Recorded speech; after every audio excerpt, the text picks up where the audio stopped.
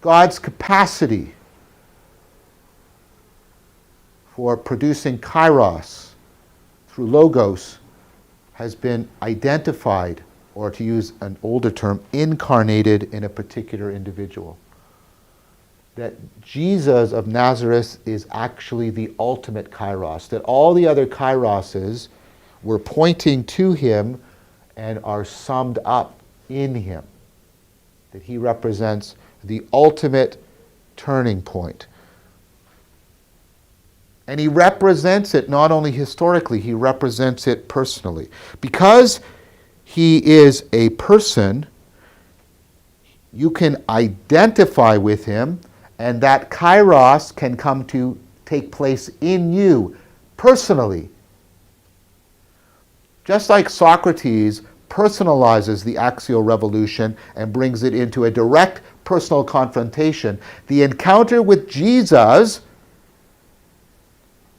means that you too can experience a profoundly personal kairos, which Jesus seems to have spoken about using a metaphor of being born again, about such a radical metanoia, a radical shifting. This is often translated as conversion, until you read about that, right? But this word is much closer to awakening. Noia means noticing. This is your perspectival awareness. And meta means beyond. This means a radical transformation in your salience landscape. A radical transformation of, right, what it's like to be you. It's this deeply perspectival and participatory transformation.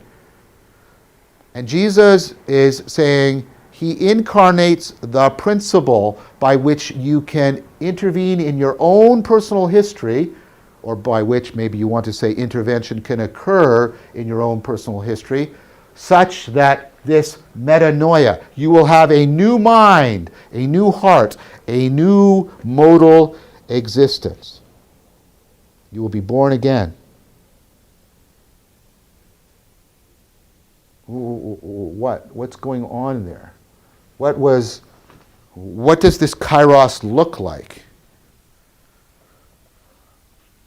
What could possibly so radically transform my salience landscape, my sense of self, my processes of co-identification? What could bring that about? And now I'm going to say the word, and then you're going to laugh because it sounds like a Hallmark card. The Christian answer is love, and now we all titter. Ha ha ha ha. That's so quaint. Ha ha. Love. Sounds like, oh, love. Okay. The problem with that, as you've seen many times, is that this word is trivialized for us. We use one word to talk about so many different things, like I love peanut butter cookies. I love Canada. I love Sarah. I love my son. I love a really good, right, game of tennis. Are those the same?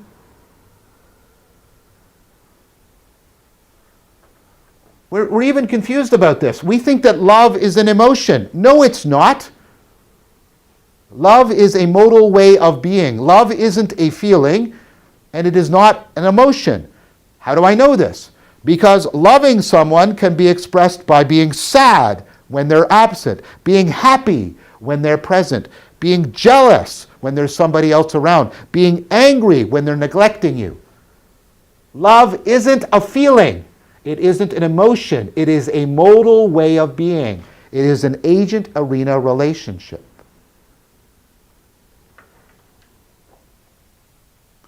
And what Jesus seemed to be incarnating as a kairos to change the history of the world and to offer you to change your own personal history is a different kind of love. This is agape. We have to distinguish between three kinds of love: EROS, PHILIA, and AGAPE. See, EROS is the love that seeks to be one with something. And that can be spiritual, like being one with nature, or it can be being one with a cookie by eating it. Of course, we come to think of EROS erotically, right? Being one with somebody by having sex with them. Right? But remember, Socrates knew ta erotica, which wasn't just sex. Socrates knew what to care about. This is PHILIA. So this is the love that is satisfied through consummation. PHILIA, this is the love that seeks cooperation. This is the love in which we experience reciprocity. We love the cookie because we can consume it. We love our friends because we are in reciprocity with them. What kind of love is this? And this is what Jesus claimed was how God loved individuals. This is the love that a parent has for a child. This is not the love of consummation. You're not trying to consume the child. That's evil. And it's not friendship. You're not, like, when you bring a child home from the hospital, and I've done this twice, right? That's not your friend. It's not even a person. You can't, it's basically a slug. But here's the astonishing thing. You love it. Not because of any way you can consume it or be one with it. Ew. Ew. You don't love it because, hey, what, great friendship. You love it, right? You love it because by loving it, you turn a non-person into a person. It's the closest thing to a miracle, and that sounds hackney, I know, but stop back and think about this. You depend on agape. It's because people loved you before you were a person that you have become the person you are. Love turns non-person animals into moral agent persons. It's like somehow if I could just care about, right, my sofa enough, it would turn into a Ferrari or something. It's that powerful.